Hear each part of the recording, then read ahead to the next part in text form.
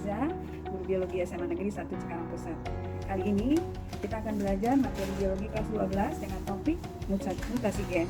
Dan tujuan pembelajaran yang akan kita capai adalah dapat mendeskripsikan mekanisme mutasi gen dan dampak dari mekanisme mutasi tersebut. Nah, sebelum belajar, coba kalian jawab pertanyaan pemantik atau pretest dari ibu ini ya. Coba kalian jawab pertanyaan-pertanyaan tersebut dengan mengetiknya pada kolom komentar. Gimana? Sudah selesai menjawabnya? Siap belajar sekarang? Oke, silakan simak pemaparan materi berikut ini. Nah, apa itu mutasi gen? Mutasi gen merupakan peristiwa perubahan kimiawi atau susunan basa nitrogen atau nukleotida pada DNA. Mutasi gen disebut juga sebagai mutasi titik atau point mutation. Apa implikasi dari mutasi gen?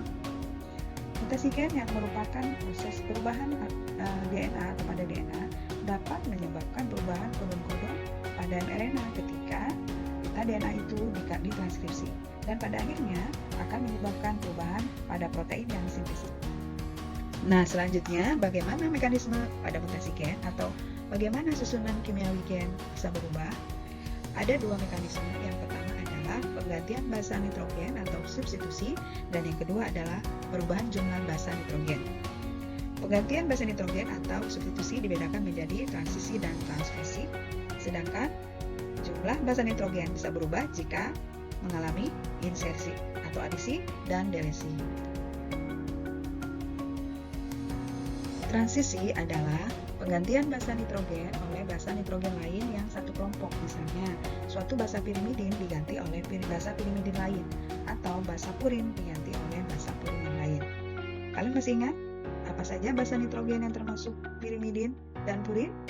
Bisa memberikan contoh peristiwa transisi? Ya, betul. Contohnya, basa adenin yang merupakan basa purin diganti oleh guanin yang juga basa purin, atau timin atau urasil yang merupakan basa kelompok pirimidin digantikan oleh basa sitosin yang juga merupakan basa kelompok pirimidin. Nah, kemudian yang kedua adalah transversi. Transversi merupakan peristiwa penggantian basa nitrogen oleh basa nitrogen lain yang berbeda kelompok. Misalnya, suatu basa pirimidin diganti oleh basa purin atau sebaliknya. Apa contohnya? Bisa memberi contoh? Ya, bagus. Contohnya adalah basa adenin diganti oleh timin. Adenin basa purin dan timin adalah basa pirimidin. Atau guanin yang merupakan basa purin digantikan oleh sitosin yang merupakan basa pirimidin.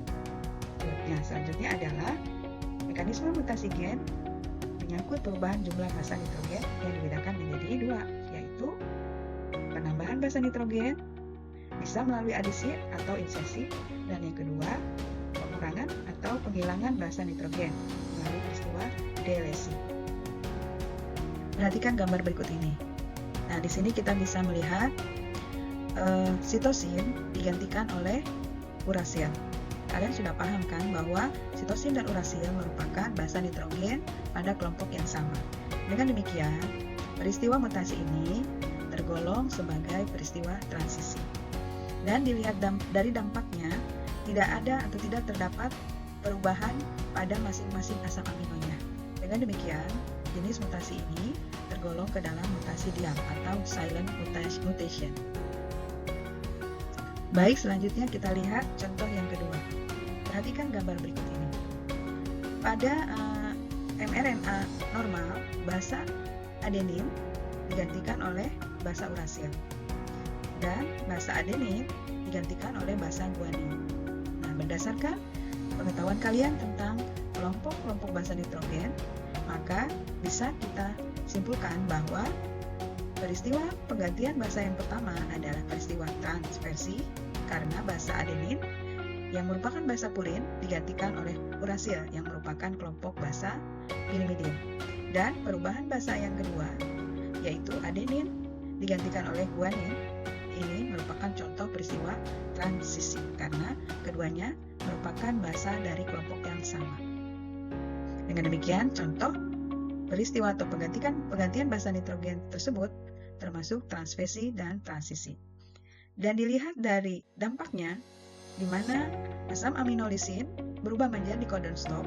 Ini menunjukkan contoh peristiwa mutasi tanpa arti atau nonsense mutation, mana proses translasi menjadi terhenti sehingga protein tidak terbentuk secara lengkap. Nah, selanjutnya kita akan melihat lagi contoh perubahan jumlah basa nitrogen pada suatu pita DNA atau RNA yang menyebabkan suatu mutasi. Perhatikan gambar berikut.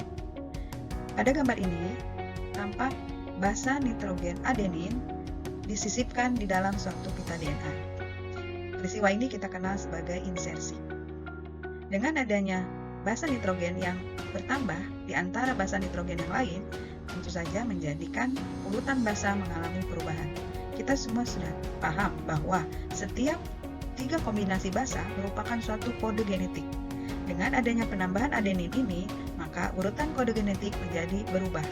Ini yang kita sebut sebagai perubahan kerangka baca atau frame shift mutation.